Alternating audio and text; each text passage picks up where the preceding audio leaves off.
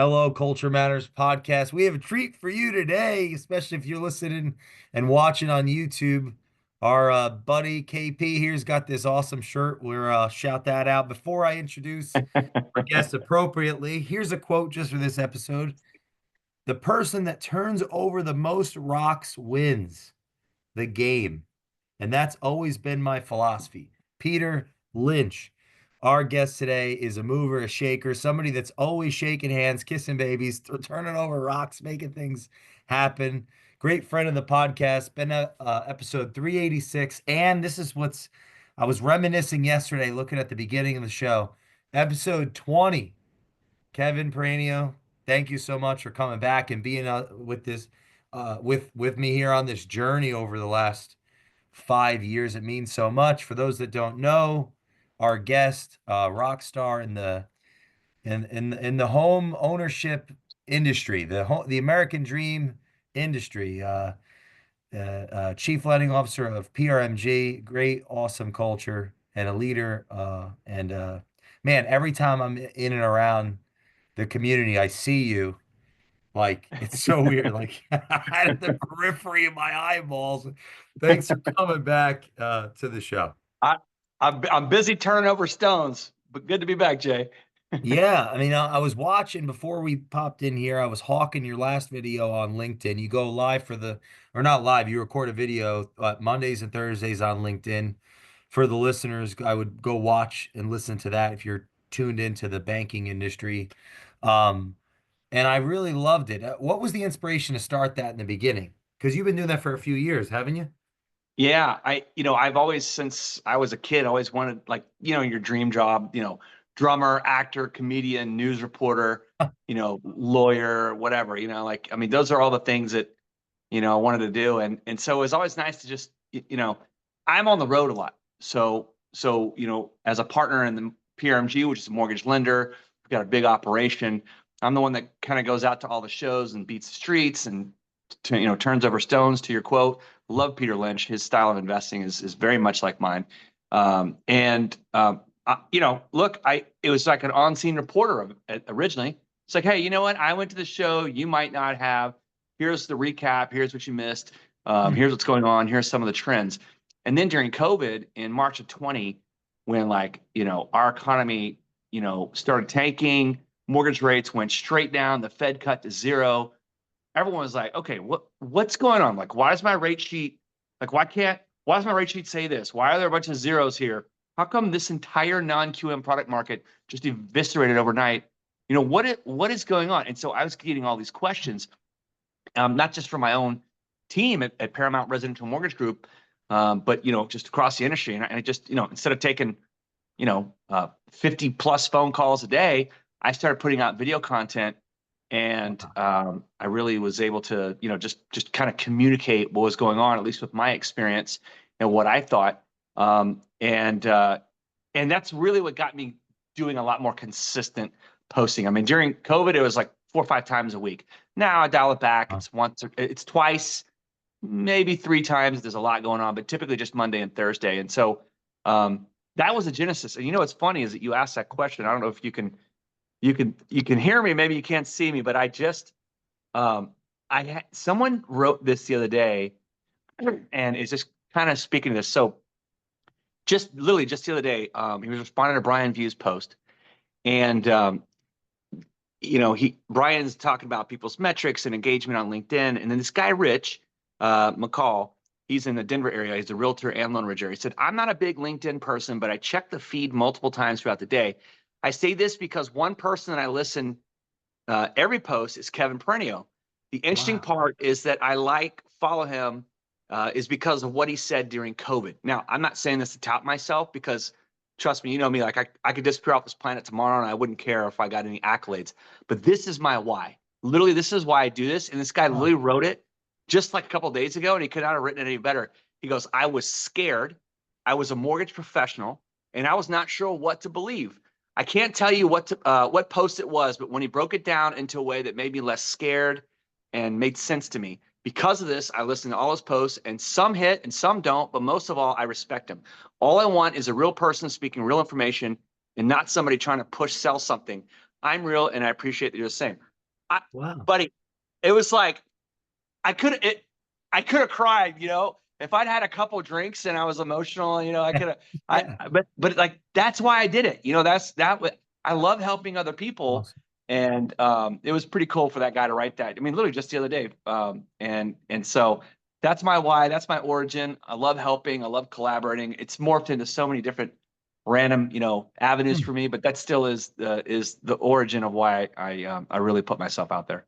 Have you found that when you're out in the field, you know, physically at events and shaking, networking and gathering intel, that a surprising amount of people come up to you and say, "Hey, or it comes up like I see your stuff, I see your video, or even people you wouldn't expect." Have you noticed that over the years?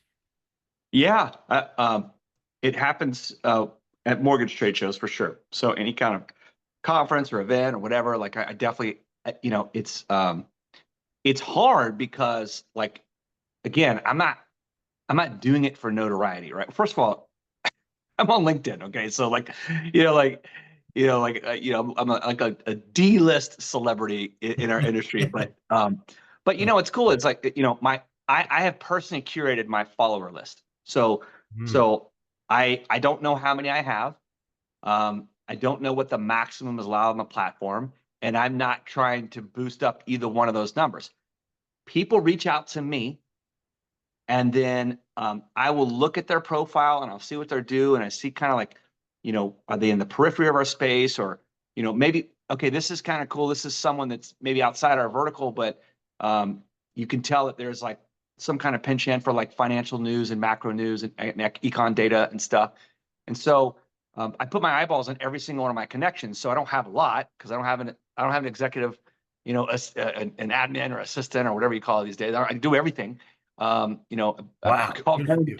I book all my own travel, except I do have one person on our market team that helps me register for trade shows, which is super cool, and another that helps me with hotels. I say, here's the hotel, here's the dates, please book, because they have like all the concur stuff and all that. So, but I do all my own flights and I book all my own meetings. Obviously, I'm late to all Wow. of them, as you know, so that's on me. But yeah, man, it's interesting. I go out there and I see all these people, and I've connected to them in some way, and I'll get like a cluster after I do a podcast taping like with you, or if I go to like the Mortgage Banker Association annual in Denver last week, I got about, maybe 15 new connections of just people that I Wow. met out there. And so it's just organic, and it's cool because it's our community, it's our collaborative, it's our, our niche little group, mostly in our industry. And there's a powerful network effect that is real. So again, I am not trolling for likes or engagement. I don't, again, I'm not trying to get certain numbers. That I don't look at it like that. Honestly, I don't even know how, I mean, unless I be Joe Rogan, like what you're doing, and go down Coming that after you, path. Joe. Coming It's after like, you. Yeah. go get them, man. I mean, you're Yeah. you're on your Yeah. way. I mean, you know, you're doing something that I think is attractive in the podcast space is, you're having you have guests, right? And so I'm very aware that it's just me rambling either at my desk or on site at a trade show for 10 minutes. Like there's nothing Joe Rogan or Jay Duran-esque about that, right? So, there will be less people interested in watching me talk about, whatever I'm talking about. But the ones that do talk, I Mhm. know they care about what it is, and it's sticky to them Mm. and me. And then we learn and collaborate with each other. So it keeps it kind of what the purpose was is, something for our business and our industry, and a way for me to get, ideas, off my chest and bounce them onto the community. Has it influenced your growth as a leader? Because you're an authority within your organization and the industry. Has showing up and doing that video for all this time, twice a week or five to two times a week, has that Yeah, impacted your leadership development or how you've yeah, evolved as an yeah. executive? I think, and probably not for the reason that like maybe people would generally think. It's not like, oh, there's KP who does the thing, and like let's follow him. It's not like that because when you go back home in your organization, like you got to work, and I do work, and I don't sleep, Yeah. and I grind, and people see that, but they also see that when I talk about sales in its basic form is just communication, right? So a lot of people get it twisted. They think that, you're like trying to make someone do something they don't want to do. I think, most selling of any kind is an idea, a thought, an opinion, a product, a service, whatever it may be. And social media, like what we're doing right now, is just a modern form of communication. And so where I think it's helped me the most as a leader is that when I tell people that, hey, we need to be better at communicating, we need to be more modern at communicating, and here, let me show you. I'm going to go do these freaking videos twice a week, whether I'm, cold, tired, or hungry. I'm going to bang it out Mm. on Monday and Thursday night with discipline, and I'm gonna build, this presence and this brand. And so there's a little bit of leading by example. There's a little bit of showing discipline. There's a little bit of, I mean, gosh, uh, public speaking is people's like number one fear. And it's kind of crazy to me that people equate social media with public speaking, because you could literally delete it. You can you could edit, you could get dressed up, you could put on makeup, you could do whatever you want. But people literally feel the same fear as if they were standing in front of, a microphone and a podium live, in Butler, PA, in front of thousands of people. So like, people literally equate that, and so there's a little bit of respect as well. Now, I'm not a big recruiter. I don't like to get into recruiting personally, Mm. because I feel it takes away from, my platform is one that's kind of agnostic. I'm Switzerland. I'm friends with and collaborate with a lot of my peers, and Yeah. so I don't want them, to think like I'm using that platform to potentially steal their people. So just, so I really do stay out of the recruiting. Now, if I get asked to come into one of the final meetings, because I'm one of the 4 partners and owners of PRMG, and put eyeballs on someone that is probably mostly made up their mind. One other thing that it kind of helps, is people are like, hey, you know what? I watch your videos, Kevin, on LinkedIn, and I feel like I already know you and this company. Wow. And they say it every time. And so um, that's not why I do it, but it's kind of like a byproduct of branding and putting yourself out there. Is that people do feel comfortable with you. They think they can know, like, and trust me. And that's the thing about the Mm. trust part is, I've had people, text me and say, or message me and say, why don't you talk about PRMG more? Why don't you use it for recruiting? Or why don't, and that you heard from that quote, just to tie it all back in, that guy that Yeah. he said during COVID, he felt a little unsure of what's going on, and he felt like I was being real and I wasn't trying to sell him something. And that's the thing. I'm not trying to sell. I'm not trying to sell. I'm not doing anything. I just like helping people, and people ask me for help. And so again, instead of doing 50 to 100 phone calls every single day, I can touch Wow. 3,000, 5,000, maybe on a great video, 10,000 people per video. That is the power of social media and communication at a modern way at scale. The NBA, 15 new friends that you made. What advice do you have for our listeners that are so, they have social anxiety or don't feel like they could ever do that, go to an event for 2 days and leave with 15 new contacts. Buddy, I get it. Like, that show is like, there's 3,500 registered people, uh, plus all the people suitcasing around that just kind of hang out that are even registered. I will tell you this. So I can talk about this. So Gary Malice, who's one of the 4 partners, PRMG, he runs capital markets and strategy. Um, I mean, he openly talks about it. He's like, you won't see me hanging out at the bars. You won't see me going out. You won't see me around people. I don't like people. I don't want to be around people. It's kind of funny the way he says it. But what's great about those shows is you can book private meetings with people you do want to talk to. And so if you are trying to, if you're a lender like us, or if you're a vendor partner trying to, serve in the ecosystem, you can arrange meetings ahead of time. And there's a lot of that goes on. I mean, gosh, the emails that I get for 2 months leading up to the NBA annual. Again, I have no admin, so I'm like, okay, hold on, where am I this day? Where am I that day? And then you don't quite get it. And I know there's technology for all that, but like, I like doing it because I like, okay, I Wow. can see myself walking from the embassy suites over here to Stout Social, which is downstairs in the basement. And then after that, I got to go to the Dueling Piano Bar and then have a dinner at Garden Grace. Okay, do I have time? Nope, I'm probably going to be late, but that's okay because I want to touch as many bodies as possible. You don't have to do that like I do it, but if you just show up, there's such great content. You could just sit in the back, all by Hmm. yourself and listen to some amazing speakers. Bob Brooksmith, the president of the NBA, Mohammed Al-Arian, famous economist, chief economist for Allianz. He actually lives in Corte de Mar, not too far from where I am in Wow. Orange County. There's just some great speakers. Jane Fonda spoke at the Women's Empower event, which is on Saturday. If you're a woman trying to find your voice and you want to, basically, socialize and network with a group of like-minded women, mostly women. There's some men there, but talking about things that are relevant to you in business, knowing your worth. How do you negotiate on your own behalf? How do you Hmm. find your voice? And then listen to Jane Fonda, talk about whatever she did in the 60s, like 60 years ago, and there's other great speakers as well. It's a whole day event. I think there's a lot in there for everyone at the MBA annual, the Mortgage Banker Association annual, whether you are an industry participant or whether you are an introvert or you have anxiety or whether you're just trying to touch as many bases and uncover as many stones as possible, like you said at the beginning. That's How what was I the do, right? energy? Yeah, yeah. Well, How was let's see, the energy this espresso. year? No, Oh, not oh you. yeah, I know yeah. it's It's going to be great. high It's level. great.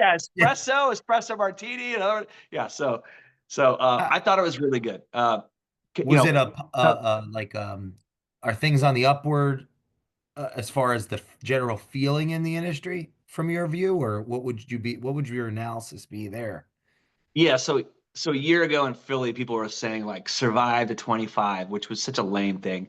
And 24 ended up being a pretty good year. Certainly in the purchase season. And then the Fed started cutting in September. Now, of course, you know, rates went up since the Fed rate cut, but leading up to that first Fed rate cut, rates have been improving from last October all the way through to the end of August. And so I would say generally people are pretty upbeat, certainly for next year.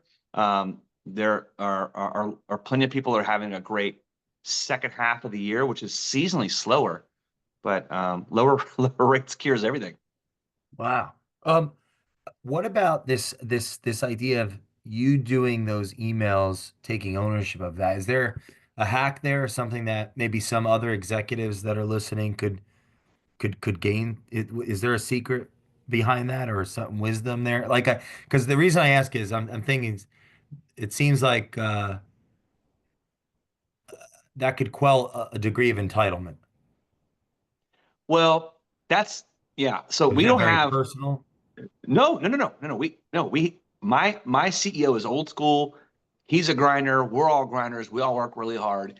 And the thought of us having an admin, there's a little bit of like we don't want to project that image to our coworkers that we're like, Interesting.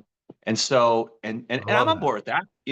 And so one of the things I do to save time, and I've been doing it for a couple years, and I'll talk about it until I'm blue in the face. You got to use the voice dictation on email and your phone. Um, I will tell you, for me, when so we're on a Microsoft Office 365. We're on Outlook. I have a microphone, the same one I use for my recordings when I'm sitting there at my desk, and I talk my emails into my microphone, and the Microsoft dictation is dead on. I mean, it is Wow. so good. Um, I've heard that Android is better than Apple. I'm here to tell you that Microsoft is better than Android. The dictation is great. So for me, I'm writing a lot of long emails. It saves me a lot of time. And I'm a fast typer. Like I'm a good typer. Like I took typing in eighth grade and crushed it. So I don't hunt and peck, but it's just so much easier because I get to flow. I can walk around. I can kind of get my juices flowing. And then of course the AI Copilot is something that's out now. When I get a long Word document, I just hit summarize doc, boom, it gives me all my bullet points.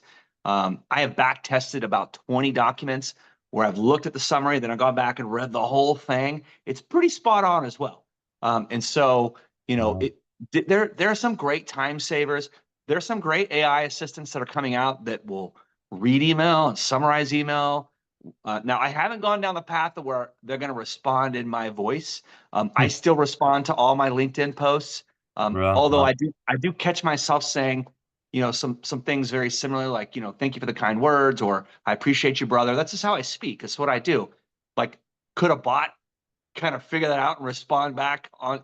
I feel like then I wouldn't actually be putting eyeballs and reading the person's feedback. So I haven't gone that route. But as far as work email goes, and those are some time hacks that have helped me be more productive. And again, I'm a huge fan of the voice dictation. what's the underlying philosophy around, hey, we don't want people to model this behavior around the admin, or if I'm catching, Uh, You could mean it, the entitlement piece? yeah, like that there seems to be a connection with hard work and focus with not representing in that way. Is there something that I'll use a personal example? Like I don't think I could do 1,000 podcasts in a year if I didn't take ownership over it. Yeah. Like I'm setting up these interviews and or at least 500 interviews, the other monologue. There's no way yeah, just to add another person. The question is that disincentivizing me to actually do more? I Like, I, I'm just I will curious. tell you, I will tell you, like, no one's going to work at your pace, right? So when you have your creative juices flowing and you're thinking something and you want to act on it and you want to do it and then you do it right in that moment, there's something about that, um, instant energy that that you project when you're putting together your baby, your show, right? And so I think it's great.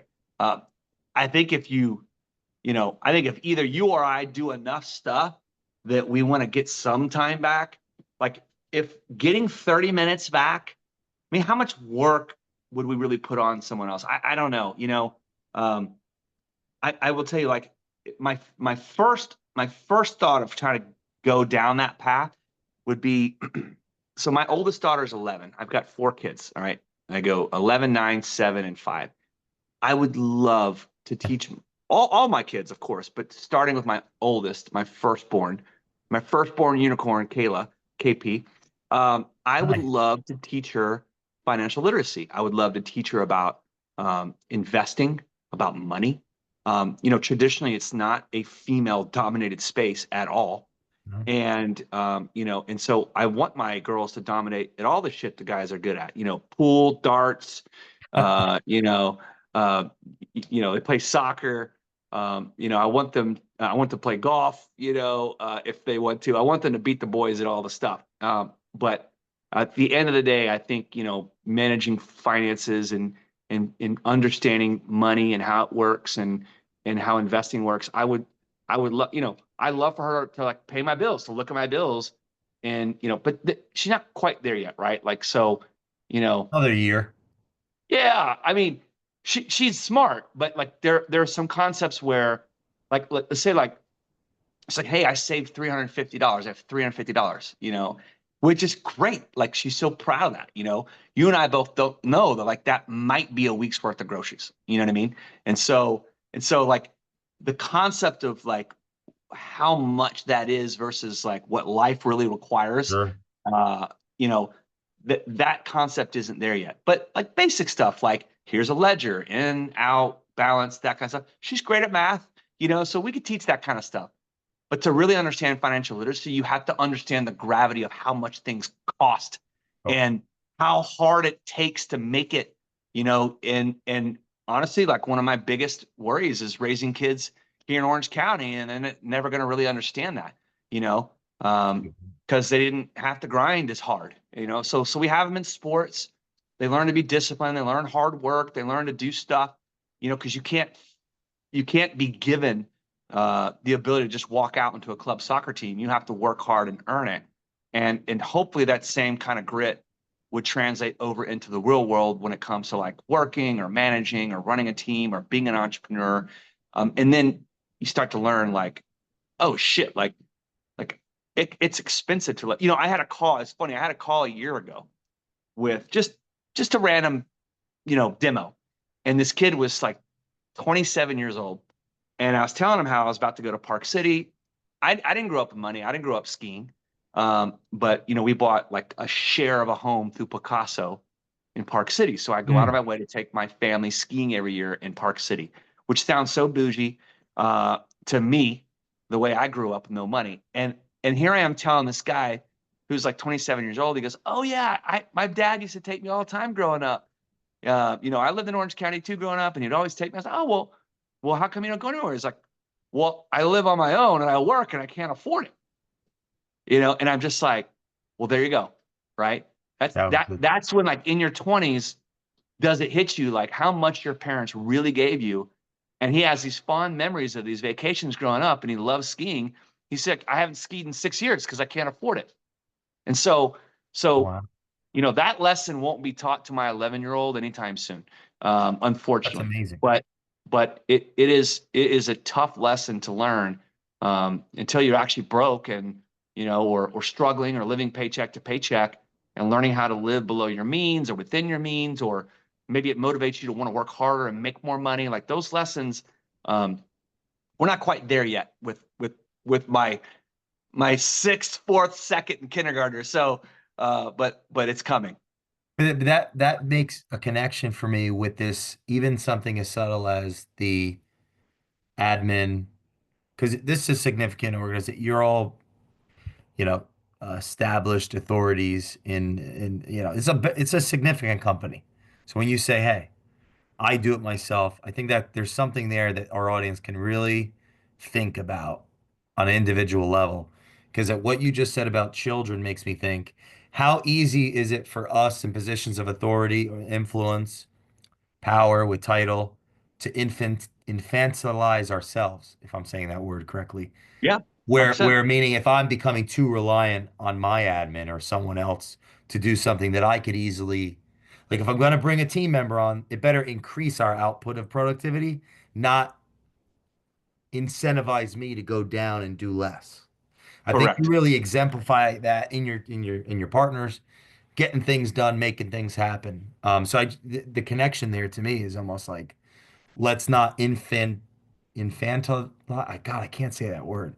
Fantasize. Infantilize. Yeah, like I'm almost lowering my productivity by Yep. bringing in just when you say that, you operate at such a high level and you're saying, "Hey, I don't have an admin." I'm thinking 100 people I could think of much lower in the rankings that have two that Dude, aren't as productive, pla- that aren't as productive. I drive a plain old black Tesla. My wife has a black SUV for 4 kids. I mean, like, we're not, you don't see us rolling around the, fancy cars. And again, it's just, it's all the same thing, right? It's like, How do you when you go think that down that, impacts the culture? well, look, I mean, people who don't have it, class warfare is what it is. I mean, I know you're very well studied in philosophy and history.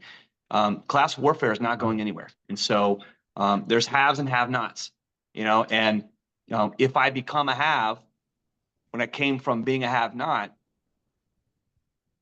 like, do I walk around and get to tell my story before someone just looks at me and judges me at how I am? Like, they don't know how much I've sacrificed and worked hard to get to where I am. They don't care. They just they just see some guy rolling around in a Rolls Royce or something, right? And so and so they, like, you don't see everything that goes into it. I do see what goes into all that. I've never wanted to vilify someone for having money. I actually um, really praise people, for going out and being successful. I don't hate on success. I don't hate on money, but there are a lot of people that do. And so, you know, the working class, they're working, and I don't know what their ambition is or their abilities or their desires or their work ethic, but some people have a negative mindset, and it disincentivizes or demoralizes them if they see someone else flaunting in their face how good they have it if they're struggling. So just some people feel like that. And so um I've never wanted to, like, rub anything in anyone's face, and so I'm not going to go. You know what? I'll circle back to that women's empower event that I told you Mm. about. They, they say that men are welcome and can go contribute. I don't go because I know there's a group in there that only wants us to be about women and only for women. And I know that. And so even though like I'm a supporter and I sponsor and as a company, we pay for seats and we have women on our board, our senior management, and we send them to these events. I personally don't go because I know there's that minority that's there that doesn't want me there. And I don't want to, if they look at that as a safe space or their thing, I don't want to crowd on that. That's okay. And so the same thing about, why maybe I don't have an admin or I don't have, a fancy car or something like that. I'm not in a place where I want, people to be like, oh, look at that guy, or oh, like I don't know. I just don't need all that. I don't know what it's for really. You know, maybe as I get older, I'll change, my ways. But then, what example am I saying to my kids, Mm. right? And then, if I want them to not be spoiled and entitled and look like, you know, some big shot or whatever that perception may be. If you care about perception, then, maybe I won't ever do it. I don't know. So I kind of struggle with how to deal with those things in life. Um, Not necessarily because of perception, but the reality is some people, um, you know, get turned off by, things like that. And if I am a leader of a team full of people, like I may never see someone in my shipping department, but they see me. And so if I'm their leader, what am I saying to that person? I put Mm. out videos once a week internally to all 1,500 employees, and Wow. and so they see me on there. It used to be 2,900 back in COVID days when we were booming. Um, Wow. but they see me. I'm putting out a message, and so I talk about serving families and serving our communities and helping people build generational wealth. And I talk about interest rates and all the things going on, and I get into some economics. Um, and then so like if I roll up in a Rolls, and again I don't I don't have a fancy car, I never have. But I roll up in a Rolls, like what I don't know how does that message change? How am I viewed as a leader change to someone who, may not be down with that kind of vibe? I don't know. I worry about those things and I try and be empathetic to everyone on my team. And I'm not saying that that's a wrong or a right. I'm not saying if you made some money, go out and get the G-Wagon, go get it. Like, you do you, if that's what makes you happy. It doesn't necessarily make me happy. And I Mm. think it could actually make some people turned off to me as a leader. And so that it just, Mm. I don't need to do it. How important in your career has it been to play to your own music, like What do you mean? chase your own success, or has that been like, it's like dance to your own Well, scorecard. I'm thinking of Buffett, like something, I'm playing to yeah, my scorecard. well, Um, Kind of do it's it the never enough KP way. when you have four kids in Orange County. It's never enough. I'll tell you that. Number one. And so, if my goal is to not just set up my kids, but maybe grandkids, and try and create some kind of multi-generational wealth, then I got to keep grinding and keep looking for opportunities. Plus, it keeps me active, keeps me going. And I think it sets a good example for the kids, working hard. So, that I, I hate that money is such a scorecard, you know, um, because it's like, you know, hey, I'm a musician. Oh, that's great. You're a musician. Yeah, I write my own songs. Oh, cool, cool. Um, how many people have heard you? How many records have you sold? It's like the concept of money is Yeah, it's a crazy different because culture. it just like everything it's like a scorecard, like you said, And so I don't know. I hate that, but like I didn't make the rules, So I would love to be the one guy um, in my family's line to set my kids up so then they could do whatever they want with no pressure for money. Like that's what I want. Like Hmm. if I had a kid that wants to be a starving artist, great. You know what? You can get a couple thousand a month, you know, and enough to live and get by and just make it a little bit easier for you. But allow you to have a little less money pressure to go try something that you might not otherwise try because you had money pressure.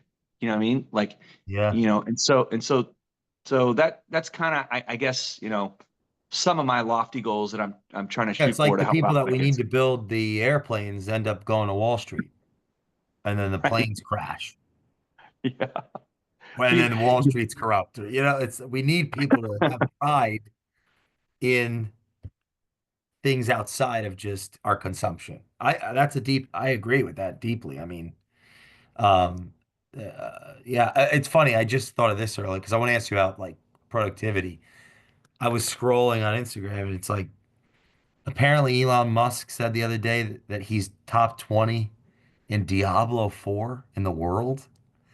And it's like, how's he top 20 in Diablo? He's doing all this I think of you as Is like you don't sleep, right? Like is so he a gamer?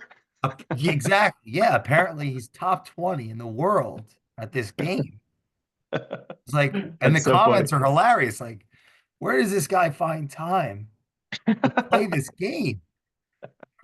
And I think the only person I can think kind of around my life is like you. And I'm not trying to, honor you that much with Elon Musk, but like you're so I love high Elon. productivity. Yeah.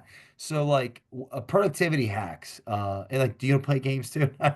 So Um, so it's funny you bring that up. So I have a give up list. These are things that I found don't don't give me any creative value in my life, and they give me time back because time's the one thing we can't get back. So literally the first thing I gave up on my give up list was video games.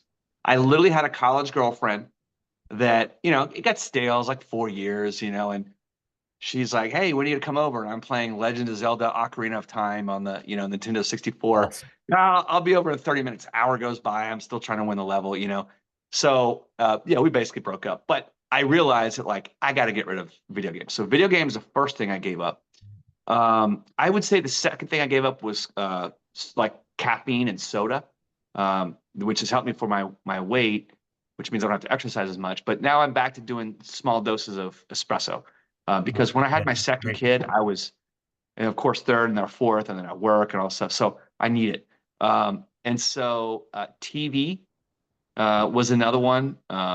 I really don't watch TV. I watch the Dallas Cowboys sometimes and the Texas Longhorn football games sometimes, and that's it. I will come out of retirement every single time. I mean, it happens at least 10 times a week. "Hey, have you seen that new documentary on Netflix?" I'm like, "No." I'm like, "No, I don't watch TV." Like, "Have you seen that thing on Netflix?" I'm like, "No." So whatever is it going to say, it's always no. I've never seen it. I don't watch it. I don't have it. I did watch Game of Thrones, which is amazing. And I literally 2 days ago decided to binge watch the first two seasons of House of Dragons. So I'm gonna knock that out. Wow. There you Yeah. go. So I didn't sleep much last night. I watched two last night and three the night before. But the point is, it's just so much time. So I'm out on that. July 4th, 2003 was the last time I've touched any drug. I mean, even marijuana, Wow. nothing. So, and I'm not judging. I'm not Wow, judging. that's Like, I'm not judging. Like, you do you. Like, I'm in California. I got dads in the neighborhoods that microdose every weekend. Like holy whatever. shit. I don't care. I mean, I have cocktails. I drink. So, but no drugs. Um, and then when I met my wife on my second date, we were married now about 12 and a half years ago. So today is actually my 15-year anniversary of our first date. And so on our second date, um, she asked me, it's like, "Do you go to strip clubs?" And I'm like, "Well, I've been. I was living in South Florida. They're actually pretty amazing there." And she's like, "I don't really date anybody who goes to strip clubs." I was like, "Well, why is that?" She's like, "Well, I want to take care of that part of our life." I was like, "Okay." Not sure if you know what you just signed up for, but uh, so I gave up strip clubs and porn. So about 15 years Wow. ago. 15 years ago. So think of those things, how much time. I think it's pretty cool that Elon is one of the most successful businessmen in the world, not the, arguably, and he's top 20 at Diablo 4. But Unbelievable. Yeah. but but just think of how much time all those things I just said take up. Now it makes a There- lot of sense because you're channeling all that energy into your passion with your work and your customers. Yeah, and then I could be my own admin. I want to make sure I'm respectful of your time. We'll have to do this again soon. Yeah. Do you know Alec Hansen? Dude, he lives 3 houses down. Do Swear to you God, know right there. that he plays World of Warcraft? Oh, I believe it. Dude, no, because he came back on the show recently and we both discovered this because that ruined my basically I didn't graduate high school because of World of Warcraft. And so it's a funny episode. I'll send it to you. Like I didn't realize he played, yeah, like really into it. And you're a Zelda I, guy, I, so I'm telling you, he literally lives on my street, that's crazy. across the street, 3 houses down. Well, that's it. So That's an in-person podcast someday. That'll be funny as hell. he's a good dude. He's a really good dude. His kids are great. His wife's great. Yeah, and he goes all out for Halloween. Like his decorations are the best, like Wow. insane. Oh yeah, so good. Like late green lasers with fog machine, huge structures.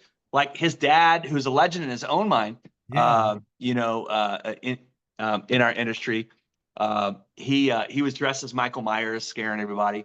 So yeah, Wow. really, really cool. So we have the DJ, the popcorn machine, and the photo booth, and like the huge party and the block party, and he's got the best decorations. And so our street rocks. It's the gamers. It's the gamer culture. Well, yeah, I'm challenge everyone listening to this. Follow you on LinkedIn.